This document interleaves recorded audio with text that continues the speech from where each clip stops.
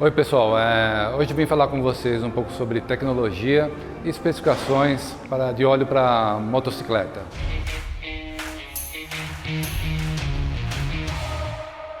Eu sou o Ricardo, eu sou lá da equipe de engenharia da Mobil e a ideia hoje é trocar um pouquinho de informação sobre lubrificante para uso na motocicleta, que tipo de óleo utilizar, qual a função do óleo lubrificante aqui, é o que a gente vai falar um pouquinho, né? E a primeira ponto que levantaram e que muito se questiona por aí é por que eu não posso utilizar o óleo que eu uso no automóvel para lubrificar a moto. Os dois têm um motor a combustão, mas são motores diferentes, distintos, né? A moto trabalha com maior rotação, ela tem características como ter a embreagem e a transmissão em conjunto com o motor, e o mesmo óleo que tem que lubrificar o motor vai lubrificar esses componentes que não está presente no óleo no caso do automóvel, né? Então você tem rotações, por exemplo, o moto vai trabalhar o motor da moto com 10.000 rotações, o motor do carro vai trabalhar com rotação mais baixa, a troca de calor é menos eficiente, né? Além de características como especificações catalisador, por exemplo, você tem aditivos de restrição de alguns aditivos que a moto pede e que para o carro é necessário que eles não podem estar presentes para não atacar um catalisador. É uma das situações, né? Então, é muito importante a gente selecionar o óleo adequado para a sua motocicleta. E como é que você vai saber qual o óleo adequado? Bom, a primeira coisa que a gente vai fazer é consultar o manual da moto. Quando você pegar lá, vai procurar o seu óleo lubrificante, a gente vai verificar que ele traz escrito em algum ponto aqui um API SL JASO MA2. O JASO é importante a gente saber, é uma organização japonesa especificamente que trata especificamente da classe de serviço para óleo lubrificante, né? E essa especificação acabou virando um padrão global. Então, quando você fala da especificação do óleo para moto, você tem que verificar qual é a classe de serviço que tem lá. Você vai ver que vai ter um JASO, que pode ser o MA, o MB, isso vai definir se é o tipo de aplicação da embreagem e a transmissão é úmida ou se ela é externa, né? E você, ao verificar isso, por que é importante? A JASO, ela coloca algumas restrições que são necessidades específicas do motor da moto, né? Por exemplo, se a gente pegar o motor do API SL para o óleo automotivo, ele vai ter lá uma restrição à quantidade de fósforo, por exemplo, e zinco que pode ter na formulação. Por quê? Porque esses elementos, assim como enxofre e tal, eles atacam o catalisador. Só que esses mesmos aditivos são muito importantes para fazer justamente a proteção das engrenagens da transmissão da moto.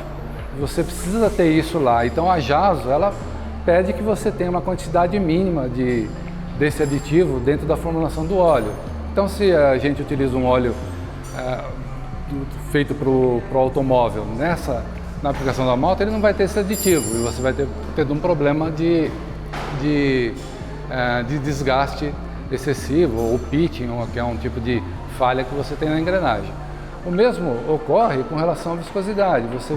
Há uma tendência dos óleos lubrificantes para automóveis, até por questões de eficiência energética, ou seja, para ele gastar menos combustível, você utilizando óleos de menor viscosidade. Isso é uma tendência que se vê nitidamente no mercado. Já a JASO, ela estabelece uma viscosidade mínima, numa característica, uma viscosidade chamada HTHS, que é High Shear, High Temperature, onde você verifica como é que a viscosidade do óleo se comporta a quente, e aí a JASO tem uma definição mínima que o óleo tem que atender. Então, se você não não utiliza um óleo que tem essa especificação, você vai estar comprometendo, botando em risco o seu motor para ter um desgaste, digamos assim, prematuro, em virtude de uma viscosidade inadequada para aquela aplicação. Então a gente precisa estar atento nisso aí quando a gente vai selecionar o óleo para a nossa moto, né? Se a gente pegar, por exemplo, você pode pegar às vezes 3 tipos de óleo lubrificantes, tudo 10W30, você fala qual a diferença entre eles, né? Então se a gente pegar um 10W30 Esse aqui, por exemplo, ele foi formulado para atender integralmente a especificação da Honda. Então ele é um óleo que tem, ele tem aqui a especificação JASO, ele tem uma classificação JASO que ele atende, tem uma classificação API e ele é integralmente de acordo com as solicitações da Honda, né? Você vai ter um DW30, por exemplo, que pode ser utilizado para qualquer tipo de moto que requeira um óleo que seja um API SL com um JASO E62. Aí você fala assim, e o óleo da Honda eu não poderia utilizar então numa outra motocicleta? Sim, pode, porque ele também tem a especificação API SL E62. A diferença é que ele foi formulado especificamente para atender às necessidades desse fabricante. E existem necessidades específicas, por exemplo, como da scooter, onde a transmissão ela não compartilha o mesmo lubrificante, ela é externa, então ela não está banhada pelo óleo lubrificante, então que você pode utilizar um óleo que seja uma classificação API SL JASO MB, que já é uma classificação para essa configuração de motor, onde só o motor é lubrificado. Qual a vantagem? Quando você utiliza um óleo que ele não tem que se preocupar com a transmissão, com a embreagem e tudo mais, ele pode ser formulado especificamente para ter o uso ótimo, a lubrificação ótima do motor, reduzindo ao máximo possível as perdas, por exemplo, com bombeio do óleo, tendo aditivos adequados para aquela aplicação e que no fim vão fazer com que a eficiência do motor seja maior, ou seja, aquele motor ele consiga ser o mais econômico possível dentro da especificação desse tipo de lubrificante, fazendo com que com que a scooter possa ser mais econômica do que já é normalmente, né? Descubra a melhor forma de comprar peças online, canaldapeça.com.br. Bom, pessoal, e alguns aspectos do dia a dia aí que eu também acho legal, é importante a gente falar, né? Algumas práticas que a gente observa. Uma delas é, por exemplo, o motor começou a queimar óleo, começou a esfumaçar e tal, e muitas vezes o pessoal faz o quê? Vai lá e coloca um óleo de maior viscosidade. Funciona? Na realidade, o que você está fazendo? Quando a moto está esfumaçando, assim, na verdade é porque o óleo lubrificante está atingindo a câmara de combustão, está passando pelas folgas de anéis e tudo mais, e você colocando um óleo de maior viscosidade, fica mais difícil de passar. O óleo forma uma película mais espessa ali e ele realmente reduz a passagem. Mas, por outro lado, o óleo tem diversas funções dentro do motor, né? Ele refrigera, ele elimina o atrito, ele vai fazer vedação, ele vai fazer a troca de calor e essas outras características, quando você usa um óleo de viscosidade inadequada, você altera a característica de viscosidade do óleo para corrigir um problema, você abre potenciais falhas em outros pontos do seu equipamento, né? do motor da sua moto.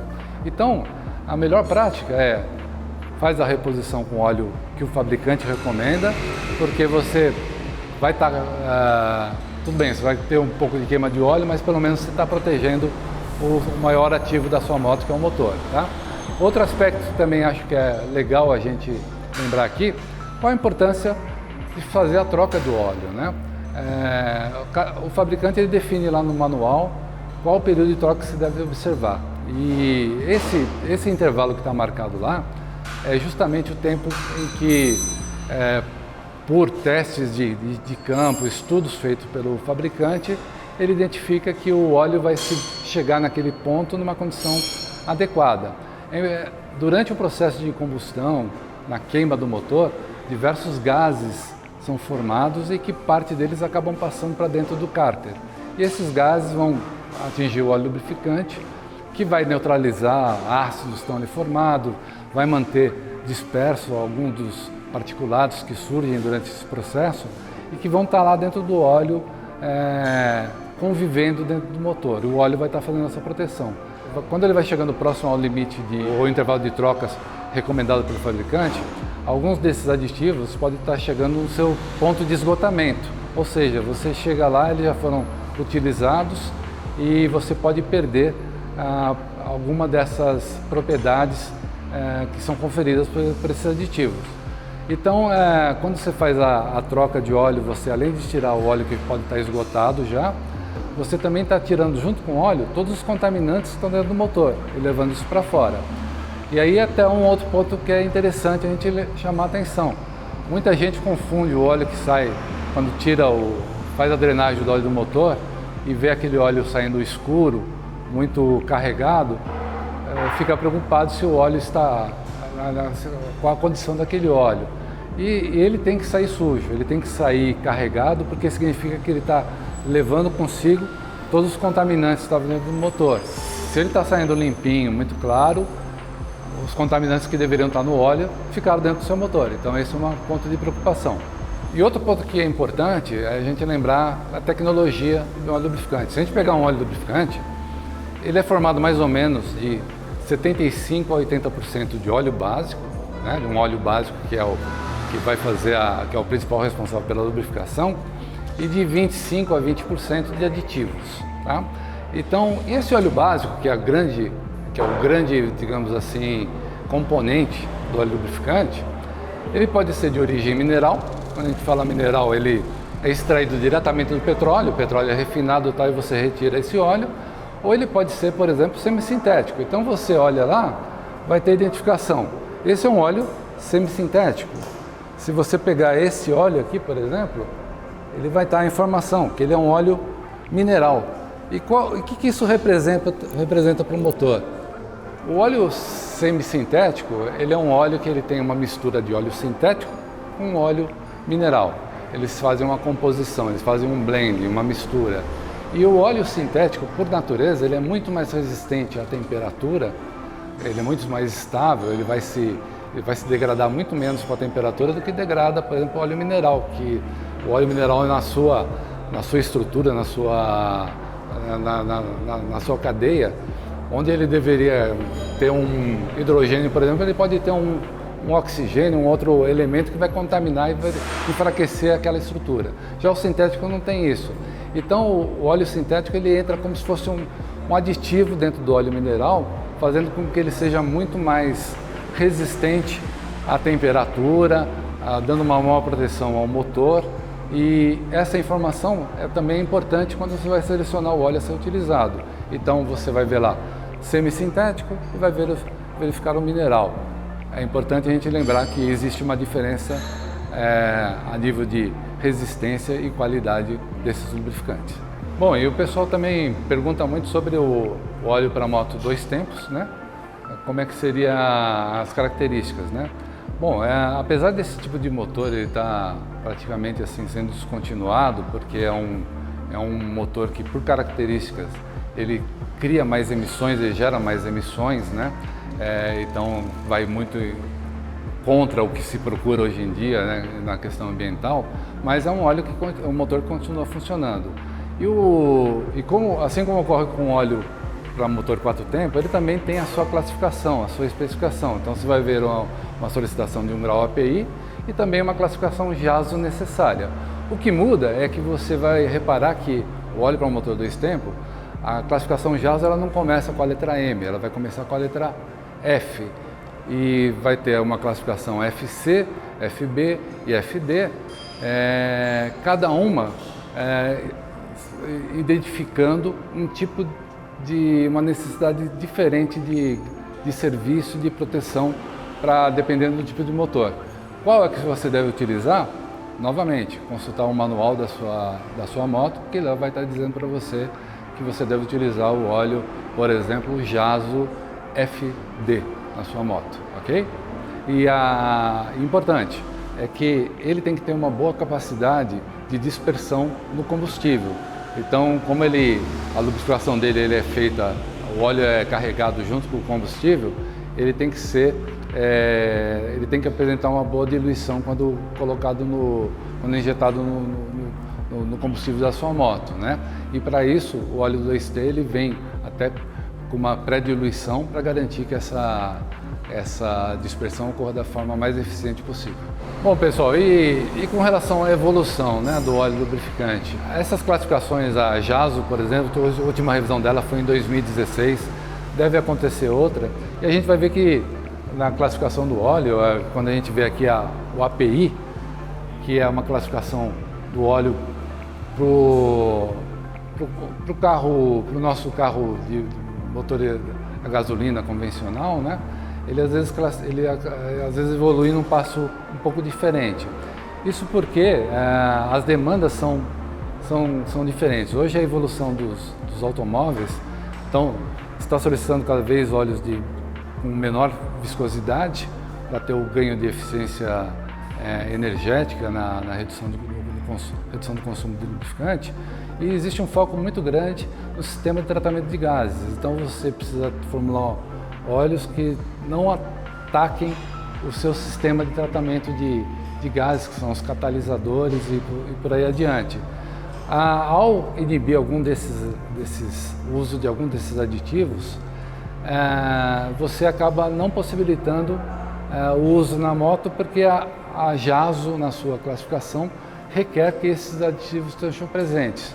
Então, por isso que você às vezes não vai ver a evolução acontecer de forma simultânea entre as especificações.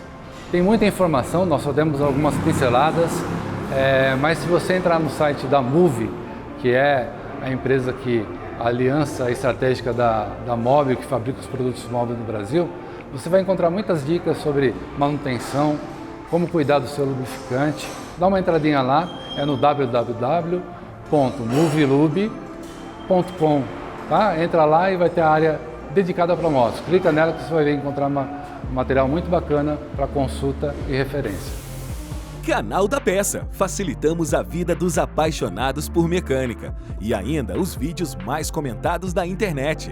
O conteúdo mais completo do setor de reparação automotiva.